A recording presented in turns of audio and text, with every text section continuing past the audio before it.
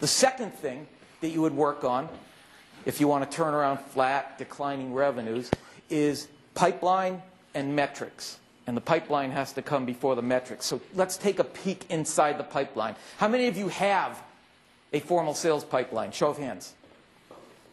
Okay. How many of you know what's in your sales pipeline? Show of hands. Okay, so if I ask this question, is it gold bullions or lumps of coal? How many of you can answer me? That's the problem with the sales pipeline. Let me take you under the hood and get an inside look at what goes on with most sales pipelines. There are two variables that determine whether your pipeline's got gold bullions or lumps of coal. The first is the quality of every opportunity that's sitting in that pipeline. And the second thing is the quantity of opportunities in that pipeline.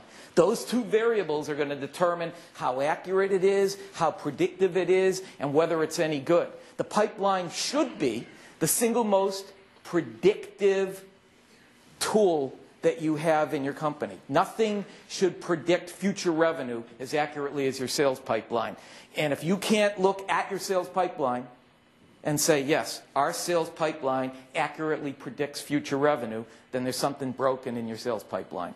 So let's take a look in a little deeper.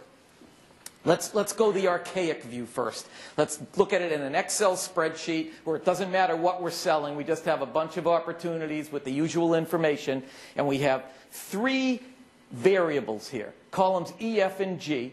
Column E, the projected close date, a key number in that pipeline. But the problem with the projected close date, it is always later than what your salespeople say it is. So if they say it's going to happen in April, it happens in July. It's not accurate, and it can't be predictive if you don't have that projected close date correct.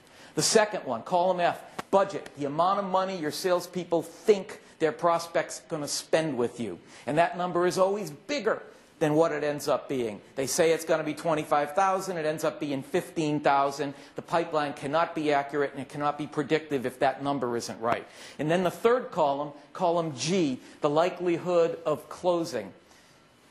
That's a pipe dream. Most of your salespeople won't come back to you and say, this one's got a slim to none chance. This one, I don't see it happening ever. They won't come back and be that honest with you, because if they were, you'd ask them to go out and find an opportunity to replace it. And they don't really want to do that. They'd rather spend their time working this opportunity, even if it isn't going to convert to business, because it's easier and more comfortable than going out and finding new opportunities. So because of these three variables that are invariably inaccurate, you have an inaccurate, unpredictable pipeline. Now, let's add a couple layers to this. This is one salesperson in a not-so-transactional business.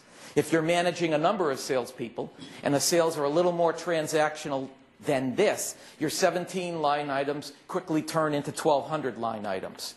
Now, if you've got information that isn't accurate, information that isn't predictive, information that doesn't seem to change from one week to the next. You get this report this Friday, it looks like this. You get this report next Friday, it's the same freaking report. Nothing's changed. And then you multiply that by 100 times. You've got 1,700 line items of non-changing, static information that's totally inaccurate. How much time will you spend with that report? And how much value will you place on it? And what kind of coaching can you do with it? And how can you hold anybody accountable from it?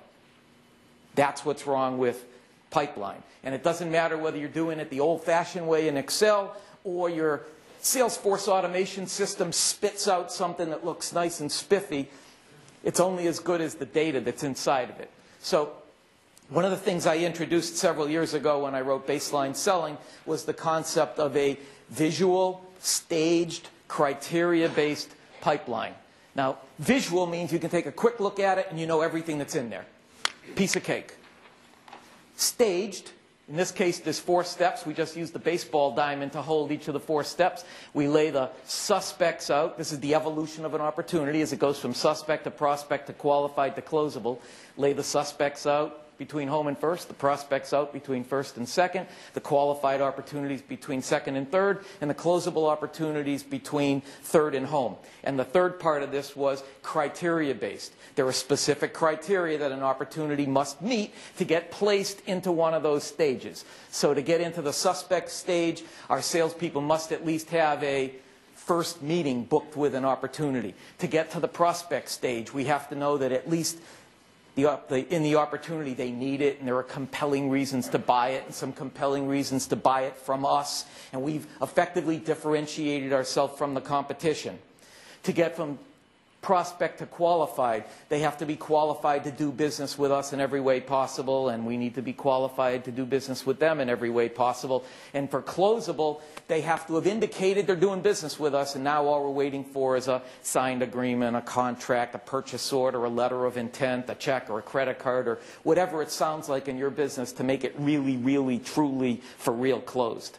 So visual, staged, criteria-based, and now you can start to get some accurate information. So if we put that back into the archaic form and go back into an Excel spreadsheet, you can see that visually, you can quickly see that there are 3 opportunities worth $37,000 in the prospect stage, and 3 worth $41,000 in the qualified stage, and 8 worth some amount of money in the closable stage, and a couple opportunities backfilling in the suspect stage. In less than 15 seconds, you can see the state of your pipeline. You can see what's going to happen really soon, and you can see what's going to happen later on. So visual, stage, criteria-based changes what you have to work with from the context of a pipeline. Now, this is a screenshot from Microsoft CRM Dynamics Salesforce Automation, and I think Chris introduced Ryan from AbleBridge. He was nice enough to send me a screenshot that you can get. So this is the 2009 version of what I just showed you in Excel. That's one of their dashboard shots that can show you the same kind of information in pretty form and have the system spit it out. The next thing you can do, once you've got a pipeline that's staged, criteria-based, and visual, you can see it, you can put it in balance. Now here the pipeline works just like your accounting system.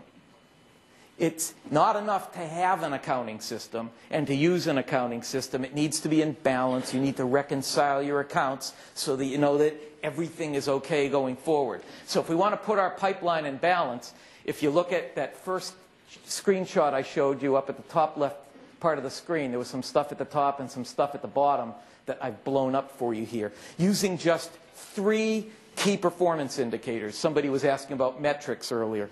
Here are 3 metrics that are key to the pipeline. It's your average sale, whatever that is for each salesperson, the closing percentage for each salesperson, and the goal for each month for each salesperson. With just those 3 key performance indicators, monthly goal, closing percentage, average sale, you can do the math and figure out by salesperson, using their critical ratios, exactly what needs to be in their pipeline. Number of opportunities worth a certain number of dollars in each stage at any given point in time. And once you know what's supposed to be in each stage, once you know what has to be in each stage, then you can compare what's actually in there to what's supposed to be in there, and now you've got something you can manage, coach to, and hold salespeople accountable to. And thanks again, Ryan, who sent me another screenshot, and this gives you another 21st century look at what a dashboard can show you to hold salespeople accountable to the pipeline. Now, there's another thing that's interesting up there. In the area that I circled, that didn't come from Ryan, that came from me. Since it was a screenshot, I immediately looked at that and went, uh-oh, that doesn't look right. In a pipeline, if you're looking at it and managing it, holding people accountable to it and coaching from it, it should look like that. The right side of the pipeline looks kind of funny, and the left side of the pipeline looks kind of funny. Can anybody tell me what's wrong with that picture? Lee? It's fat in the middle. Explain what you mean.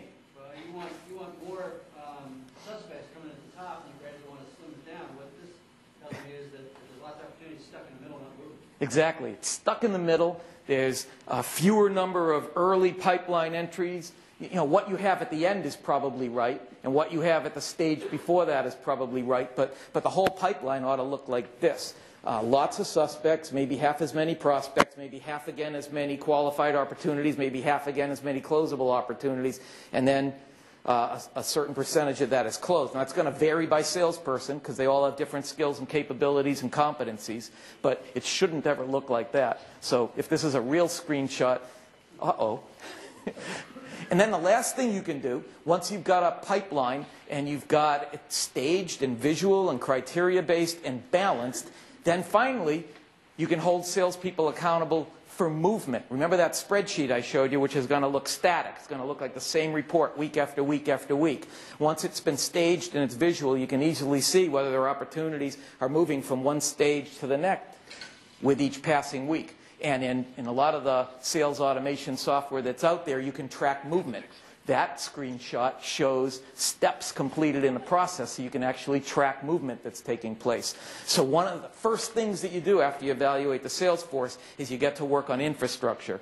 First thing is sales process, second thing is pipeline, and after you've done pipeline, then you can begin to work on metrics. So once you know what needs to go in the pipeline, then the metrics are, okay, what are the things we're going to track and hold salespeople accountable to?